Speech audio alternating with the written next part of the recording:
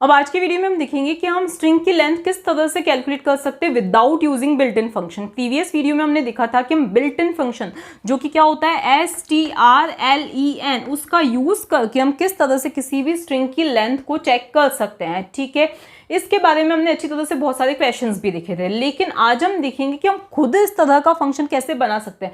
Actually हम कोई function नहीं यहाँ पे बना रहे क्योंकि अभी मैंने फंक्शंस टॉपिक नहीं एक्सप्लेन किया है। ठीक है, लेकिन हम इस फंक्शन का खुद लॉजिक किस तरह से लिख सकते हैं। ठीक है, अब आपको ये भी लगेगा कि जब ये फंक्शन ऑलरेडी अवेलेबल है तो हम लॉजिक क्यों लिख रहे हैं, लेकिन आपको प्रोग्रामिंग के पूरे कंसेप्ट समझने, क्योंकि अगर आप इस तरह के लॉजिक लिखेंगे तभी आपकी प्रोग्रामिंग थिंकिंग एबिलिटी क्या होगी, इंक्रीज होगी, इंप्रूव होगी। ओके, इसीलिए हम क्या कर रहे हैं, इस टाइप के फंक्शंस को समझ रहे हैं कि किस तरह से ये वर्क कर सकते हैं, क्योंकि किसी न किसी ने तो ये फंक्शंस लिखे हैं, अपने आप तो ये प्रकट नहीं हो गए हैं।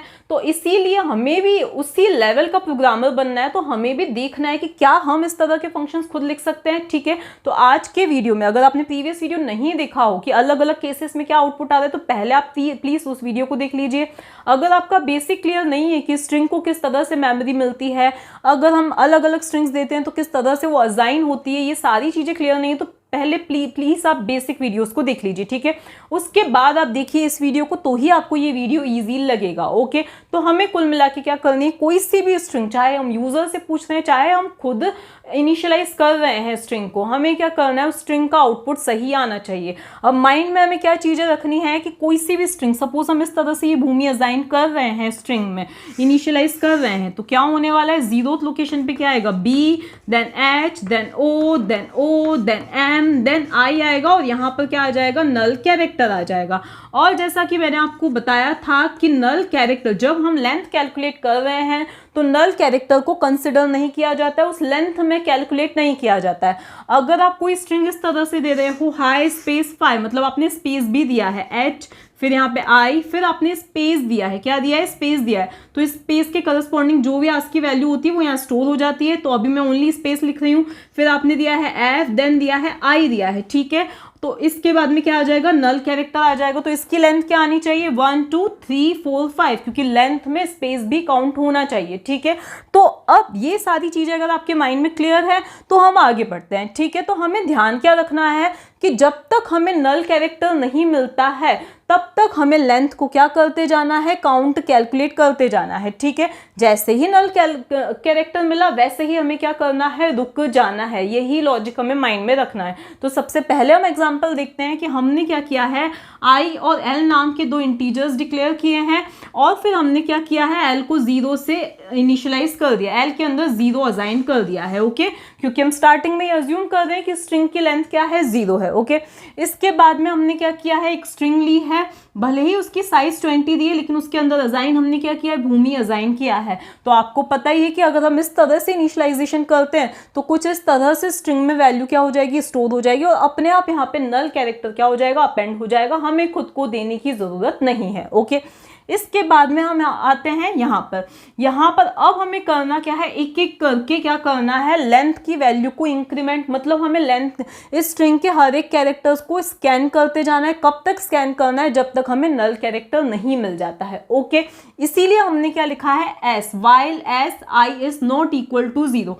ऑब्वियसली हमें लूप की जरूरत है क्योंकि स्ट्रिंग कितनी भी बड़ी हो सकती है। ठीक है, तो इसीलिए हमने लूप लगाया है, S of I is not equal to 0। तो देखो सबसे पहले क्या हुआ, एस की आई मतलब एस की 0th लोकेशन, सॉरी यहाँ पे मुझे क्या देना था, आई इज इक्वल्स टू 0 देना था। ठीक है, तो एस की 0th लोकेशन, एस की 0th लोकेशन पे क्या है, तो इस एस की 0th लोकेशन पे क्या है, बी है, क्या है, बी।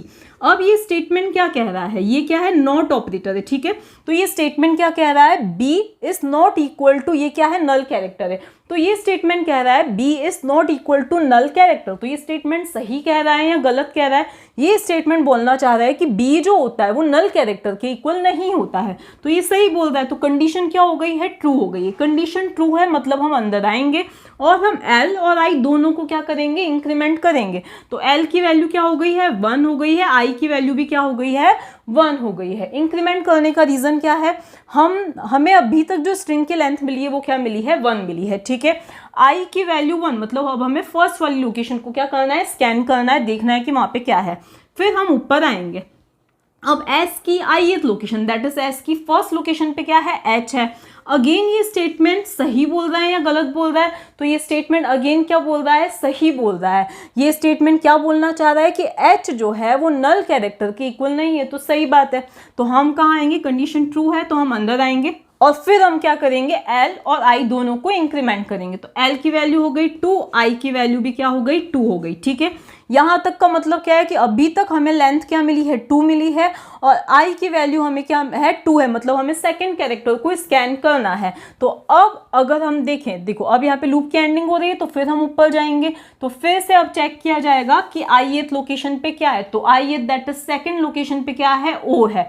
तो O is not equal to null character. तो O जो है वो नल कैरेक्टर के इक्वल नहीं है। तो कंडीशन क्या है? ट्रू है। तो ट्रू है तो हम फिर से अंदर आएंगे, L और I दोनों ही क्या होंगे? इंक्रीमेंट होंगे। ठीक है, तो इसका मतलब 3 अभी तक की लेंथ है और थर्ड कैरेक्टर को अब हमें स्कैन करना है। ठीक है, तो थर्ड कैरेक्टर पे फिर से हम देखें तो O है, कंडीशन क्या है? ट्रू है। तो फिर से हम अंदर आएंगे, L और I दोनों को क्या करेंगे? हम इंक्रीमेंट करेंगे। फिर से हम ऊपर जाएंगे, अब ith location that is fourth location पे क्या है? M है।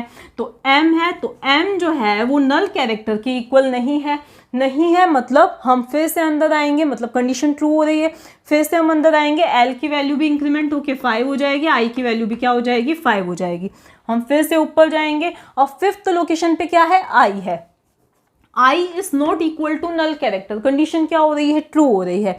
फिर से हम अंदर आएंगे, L को भी इंक्रीमेंट करेंगे और I को भी इंक्रीमेंट करेंगे।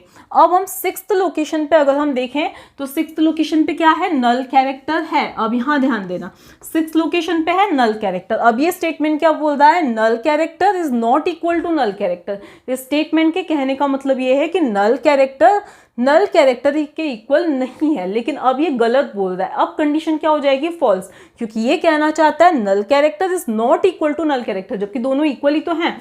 तो अब कंडीशन फॉल्स हुई और अब हम इस लूप के अंदर नहीं आएंगे। ठीक है, मतलब हमारी लेंथ कैलकुलेट हो चुकी है, जो कि किसके अंदर है? इस L नाम के वेरिएबल के अंदर है। ठीक है, तो हमारी स्ट्रिंग की लेंथ क्या आई है? 6। तो 1 2 3 4 5 6 क्या आई है? लेंथ आई है। ठीक है, अब हमें सिंपली इस L को क्या करना है? प्रिंट करना है। तो हम printf स्टेटमेंट की हेल्प से क्या कर सकते हैं? हम चाहें तो स्ट्रिंग को भी प्रिंट कर सकते हैं। कैसे प्रिंट कर सकते हैं? आइदर सिंपली आप printf स्टेटमेंट लो या पुटस फंक्शन लो, ये चीजें तो हमने पहले ही देख ली थी। और फिर हम लेंथ को कैसे प्रिंट करेंगे? यहाँ पे लिख देंगे लेंथ इज, जैसे भी आपको आउटपुट देना है आप दे सकते हैं। तो लेंथ इज %d और फिर यहाँ पे हम क्या लिख देंगे? L लिख देंगे। तो इस तरह से क्या आउटपुट आएगा? लेंथ इज और क्या आ जाएगा? 6 आ जाएगा। ठीक है, अगर आप इस तरह की किसी स्ट्रिंग, सपोज आपने यहाँ पे क्या दिया होता? हाई फाई दिया होता। क्या दिया होता आपने? हाई फाई दिया होता, मतलब आपने स्पेस भी दिया होता, तो आपका आउटपुट कैसे किस तरह से निकलता है। ठीक है, तो अगर आप हाई फाई दे रहे हो तो यहाँ H स्टोर हुआ, यहाँ I, यहाँ पर स्पेस की आस्की वैल्यू, ये भी आस्की वैल्यू ही स्टोर हो रही है, फिर F देन I देन क्या आया? नल कैरेक्टर आया। तो यहाँ पे स्पेस की आस्की वैल्यू आई है, ना कि नल कैरेक्टर आया। ठीक है, तो अब देखो फिर से हमारे क्या हो जाते हैं? I मतलब फिर से हम प्रोग्राम बनाते रन करें तो I भी 0 L भी 0। ठीक है, तो पहले 0 लोकेशन पे देखेंगे H जो कि नल कैरेक्टर के इक्वल नहीं है। H जो है नहीं है नल कैरेक्टर के इक्वल। तो हम यहाँ पे लूप की बॉडी में आएंगे और इन दोनों को क्या कर देंगे? इंक्रीमेंट कर देंगे। फिर फर्स्ट लोकेशन पे देखा I भी नल कैरेक्टर के इक्वल नहीं है, कंडीशन ट्रू। हम अंदर आएंगे और इन दोनों को क्या कर देंगे? इंक्रीमेंट कर देंगे। फिर सेकंड लोकेशन ये 0 1 2 3 4 एंड 5। ठीक है, देन सेकंड लोकेशन पे भी क्या है? नल कैरेक्टर नहीं है। ठीक है, फिर से हम क्या करेंगे? इन दोनों को इंक्रीमेंट कर देंगे। ठीक है, इसके बाद हम थर्ड लोकेशन पे चेक करेंगे F जो कि नल कैरेक्टर के इक्वल नहीं है, तो फिर से हम क्या करेंगे? दोनों को इंक्रीमेंट कर देंगे। फिर फोर्थ लोकेशन पे क्या है? I जो कि नल कैरेक्टर के इक्वल नहीं है, तो फिर से हम दोनों को क्या कर देंगे? इंक्रीमेंट कर देंगे। फिर फिफ्थ लोकेशन पे अगर हम देखें तो नल कैरेक्टर है, तो ये कंडीशन क्या हो जाएगी? फॉल्स हो जाएगी। हम बाहर आएंगे और L के अंदर हमारी लेंथ है, तो आउटपुट में क्या आ जाएगा? लेंथ इज 5 आ जाएगा। इसी तरह से आप इस कोड को रन करके देख सकते हैं। आप यूजर से भी स्ट्रिंग पूछ सकते हैं। तो यहाँ पे आप पहले स्ट्रिंग को सिंपली क्या कीजिए? डिक्लेयर कीजिए और इसके बाद जो स्ट्रिंग की वैल्यू है उसको आप इसके जस्ट बाद स्टेटमेंट लिखिए। कौन सा? गेट एज स्टेटमेंट लिखिए। क्या लिखिए? गेट एज स्टेटमेंट लिखिए। और स्ट्रिंग की वैल्यू किससे पूछनी है आपको? यूजर से पूछनी है। फिर आप इस कोड को रन कीजिए और मुझे बताइए कि कहीं आउटपुट गलत तो नहीं आ रहा है। लेकिन ये सिंपली क्या है, कोड है। यहाँ पे ऊपर आपको हेडर फाइल्स जो भी नेसेसरी है इंक्लूड करनी है। देन आपको क्या लिखना है, इंट मेन लिखना है। अब ये चीजें क्योंकि आप इस लेवल तक अगर आप प्रोग्रामिंग आप स्ट्रिंग टॉपिक तक आ गए हैं तो मैं एक्सपेक्ट करती हूँ कि इतनी चीजें तो आपको आती ही होंगी। इतनी भी नहीं आती है तो पहले आप बेसिक प्रोग्रामिंग कीजिए।